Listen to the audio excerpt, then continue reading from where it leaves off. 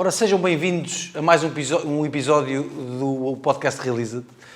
Eu hoje tenho aqui uma convidada muito especial. Ela chama-se Márcia Andrade. Ela é coach de PNL a tempo inteiro. A sua base de formação é fisioterapia e tenho um gosto imenso em recebê-la hoje aqui no Realiza-te. Ela foi fruto aqui da escola Joel Silva Personal Development. Márcia, bem-vinda ao Realiza-te. Obrigada pelo convite, antes de mais. Eu é que agradeço a tua presença. Muito prazer estar aqui. Muito obrigado. Olha, Márcia, eu vou começar por perguntar em que momento é que na tua vida a PNL, a Programação Neurolinguística, entra na tua vida? 2019, mais ou menos, quando eu percebo que o meu conhecimento não estava a ser suficiente para acompanhar as pessoas que eu seguia. Portanto, dentro da fisioterapia eu estava especializada em dor e eu estava a perceber que precisava de outras ferramentas não da fisioterapia de fora para conseguir comunicar melhor com aquelas pessoas. Ok. Como é que a Programação Neurolinguística, neste caso a PNL, como é que tu tiveste conhecimento desta área, ou pelo menos deste curso que eu ministrava? Foi uma situação muito engraçada, porque foi através de uma amiga, eu não te conhecia, lembras-te que até falámos ao telefone, e ela falou-me do teu workshop, vais gostar, fala com ele, eu falei, bora avançar para a formação, e ela nunca foi, foi maravilhoso. E aqui estou eu, Verdade. Basicamente. Ou foi seja, isso. desde 2019. Exatamente. Muito bem. Na altura, já percebi que tu querias ter mais ferramentas do ponto de vista de trabalhar com a dor e a programação neurolinguística, trabalhando com os programas inconscientes, permite trabalhar esse tipo de questões também. Mas na tua vida pessoal, qual era o teu maior desafio ou o teu maior problema na altura que a PNL possa ter, de algum modo... Hoje eu sei que o meu maior desafio não era só comunicar com essas pessoas, na verdade, era comunicar com toda a gente, por falta de autoconfiança. Portanto, era uma questão de autoconfiança. Ou seja, o que é que achas que se devia a tua baixa autoconfiança?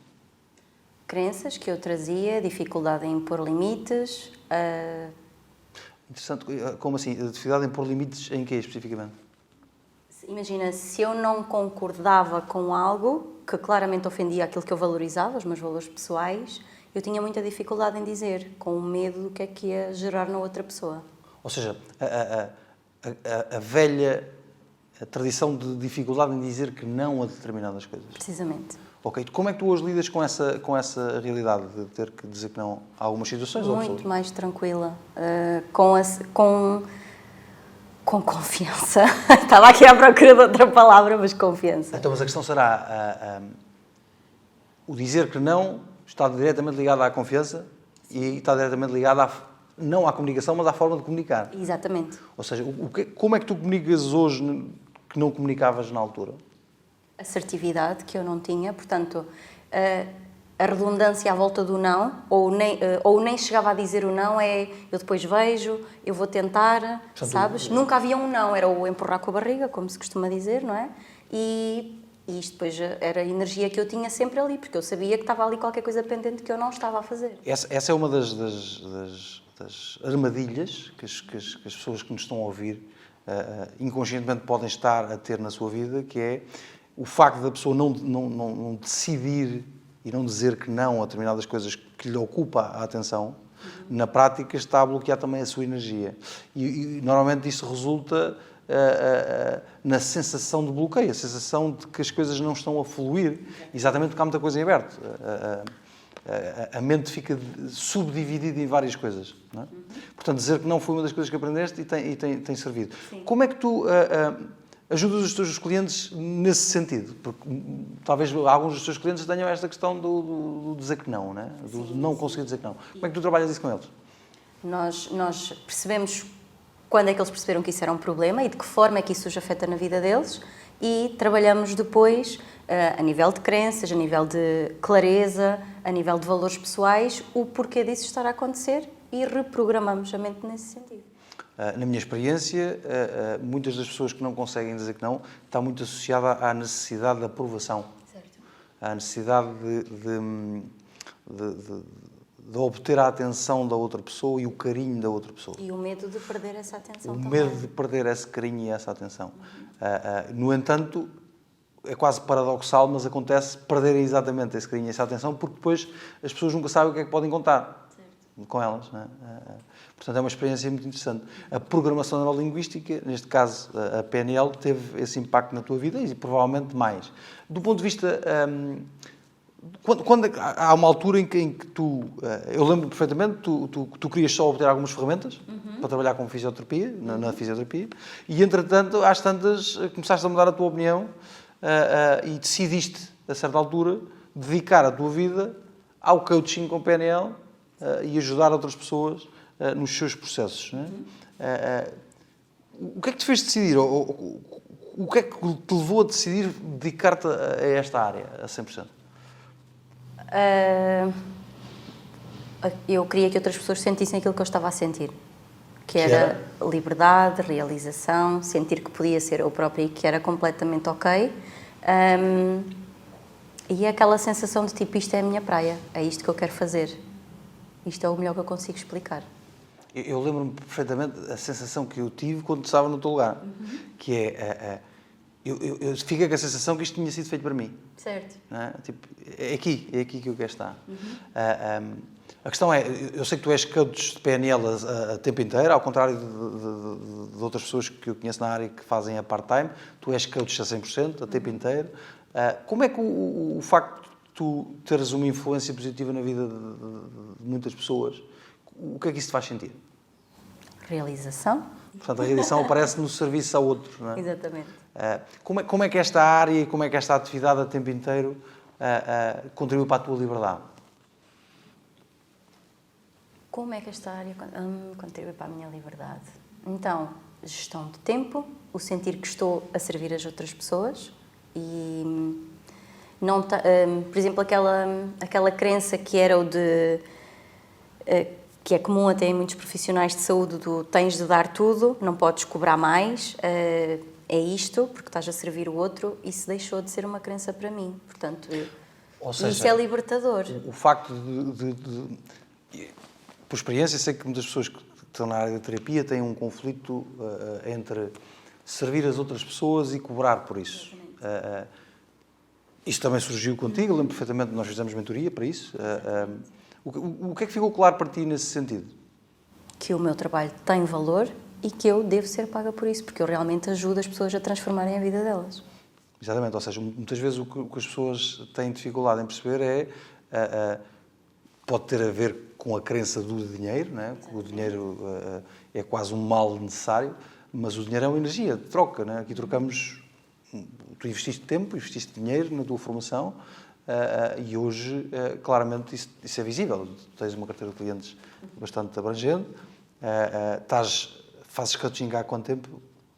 Coaching com PNL? 1 ano e meio, quase. Há 1 ano e meio já, a tempo inteiro. Portanto, aqui se prova que esta atividade realmente muda vidas, não é? Que tipo de problemas tu te propões a ajudar as pessoas a resolver? Falta de autoconfiança. Ou seja, baixa a autoconfiança? Baixa a autoconfiança, baixa a autoestima, problemas na relação amorosa, relações familiares, estagnação em carreira ou dificuldade em mudar de carreira, por exemplo. Estes são, assim, os problemas.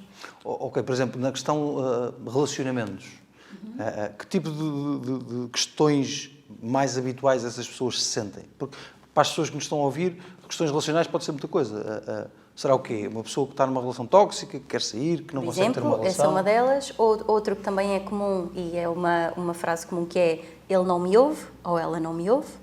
Ou seja, as questões da ausência de entendimento na comunicação entre os dois? Sim, exatamente. Estas é assim as duas situações mais comuns que eu encontro nos problemas de relações amorosas. Ok, por exemplo, na questão mudança de carreira, que tipo de problema específico tu ajudas as pessoas a resolver? Porque, repara, a mudança de carreira pode ser derivada de várias questões, não é? Eu posso não conseguir mudar de carreira porque tenho medo, da incerteza, posso não dar o passo, porque esta mudança de carreira envolve deixar de trabalhar por conta de outrem e começar um meu projeto, e a incerteza e o facto de não ter um ordenado, um vencimento regular, leva muitas pessoas a não darem esse passo. É este tipo de coisas que tu... Exatamente. O que tem aparecido mais, e as pessoas que eu acompanho, o maior desafio é esse, é o medo de e se eu não sou capaz? Que é, curiosamente, o meu medo também, não é? No fundo era o teu. Aqui se prova a importância de quem trabalha com outras pessoas se resolver primeiro antes de ir trabalhar com outras pessoas, porque muitas vezes o que acontece é a pessoa estar a espelhar, a refletir no outro os problemas dela. Portanto, uma das coisas que também acontece com muita frequência é, no início da carreira de coaching com PNL, aparecem muitos casos dos quais a pessoa já conhece muito bem, porque já passou por isso. No entanto, há sempre um distanciamento entre...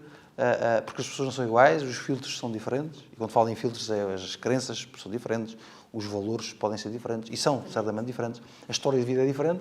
No entanto, há uma estrutura, né? E nós compreendemos muito bem essa estrutura e conseguimos ter uma ideia muito aproximada, porque é difícil sentir o que o outro sente, não é? Claro. Mas uma ideia muito aproximada de que tipo de sensações desagradáveis a outra pessoa tem. É ou não verdade que fazer coaching com PNL dá uma profunda sensação de propósito? Sim, não é? Sem dúvida. E com todos os meus alunos, com todas as pessoas com quem trabalho, ou que estão ligados a esta área de alguma forma, essa é talvez a motivação maior. Não é? Claro que depois há o dinheiro, há a qualidade de vida, há a liberdade, mas o poder influenciar positivamente a outra pessoa é algo que... Concordas com isto ou não? Concordo. Totalmente.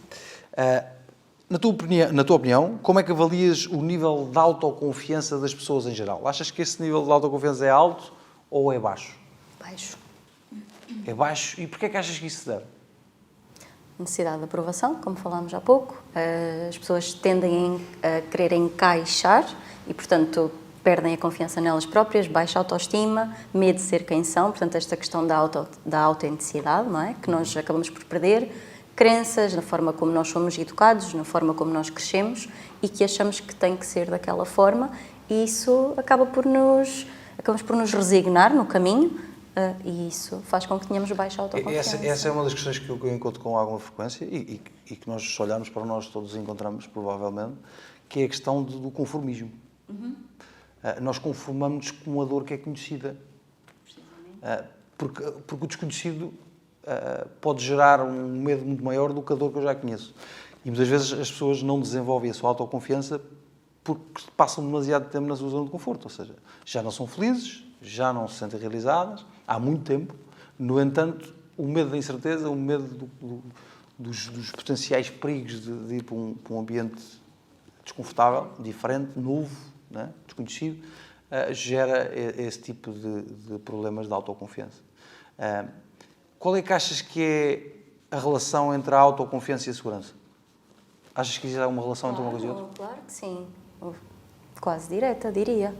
Não é? Porque se eu sentir-me segura comigo própria, se eu tenho confiança para me sentir segura comigo própria, seja numa relação, seja no trabalho ou em qualquer outra situação, se eu sou confiante, eu vou me sentir segura para lidar com a situação. Eu fiz esta pergunta exatamente por esta questão.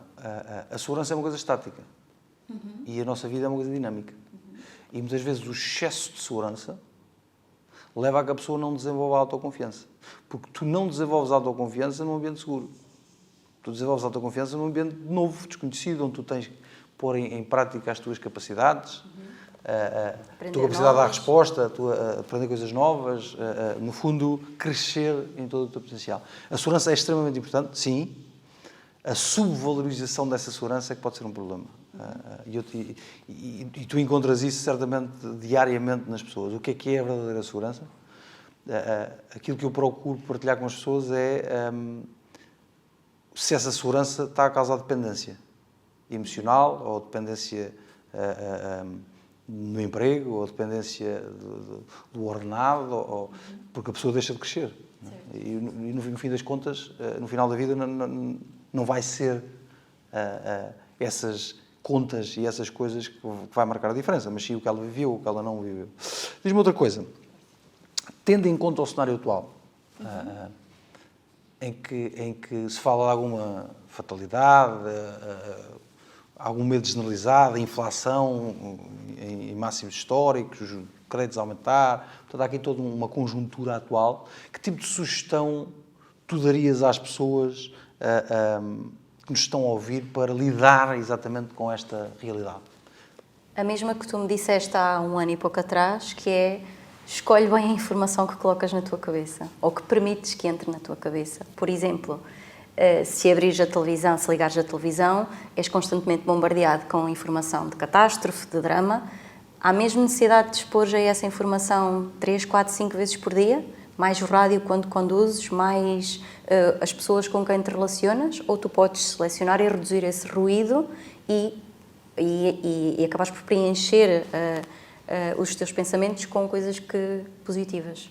Podes substituir aquilo que vês e aquilo que ouves por outras coisas?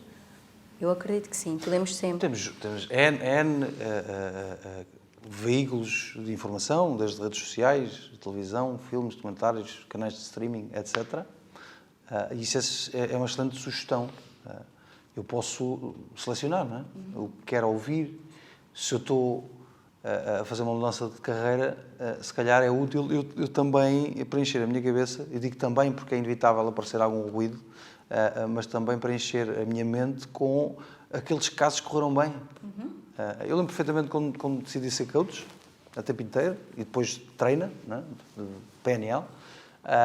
Eu também tinha os meus medos, se ia correr bem, se ia correr mal, e procurei exatamente fazer isso, ou seja, selecionar o tipo de histórias que eu queria inspirar-me, não é? Porque é do conhecimento geral que as pessoas que crescem financeiramente normalmente crescem em tempos de crise. A grande parte das grandes empresas mundiais que hoje são referências no mundo, Facebook, o Instagram, a Amazon, etc., surge exatamente problemas de recessão, problemas de crise, problemas... Essa palavra, infelizmente, começou a entrar no inconsciente coletivo atualmente. A narrativa atual é essa, né? De estabilidade, alguma fatalidade. Acho que nós ouvimos essa narrativa nos últimos 10, 11, 12 anos. Não acho que a narrativa tenha mudado, na verdade. Há picos dela, sim, e isso sim entra no inconsciente coletivo, na verdade, porque ao fim de tantos anos, a crise é esta, a crise é aquela, quer dizer, é fácil isso entrar. Então daí a importância de filtrar, pelo menos a parte que tu consegues filtrar. Inevitavelmente há coisas que não. Eu lembro-me daquele clichê quase do desenvolvimento pessoal que aparece nas redes sociais e aparece no YouTube, etc., que é a etimologia da palavra crise na linguagem chinesa, né? que são 2 caracteres. Um significa perigo e o outro significa oportunidade. A crise pode ser exatamente isso. Nós estamos mais atentos às oportunidades. Agora, talvez seja necessário autoconfiança e autoestima para a pessoa agir nesse ambiente. Aquilo que nós vemos com muita frequência é as pessoas ficarem imobilizadas em situações como estas. Ou seja, ficam com menos vontade de agir, de arriscar, do que for. No entanto, aqueles que o fazem, estatisticamente, vencem, digamos assim, se é que esta é a palavra correta, ou chegam ao sucesso exatamente porque saíram da zona de conforto. A crise pode proporcionar um motivador para eu sair da zona de conforto. Faz sentido ou não? Todo. Muito bem. Para terminar, vou-te fazer esta pergunta. O que é que te realiza verdadeiramente? Ajudar as outras pessoas a realizarem-se. Muito bem. Muito bem. Olha, Márcia, foi um gosto enorme ter-te aqui no Realiza. Terei muito gosto em convidar-te, porque temos claramente aqui assunto para muitos mais episódios do podcast Realiza-te. Portanto, para todos lá em casa, muito obrigado por estarem a ouvir. À Márcia em particular, muito obrigado por teres aceito este convite. Obrigada também. Até breve. Até breve.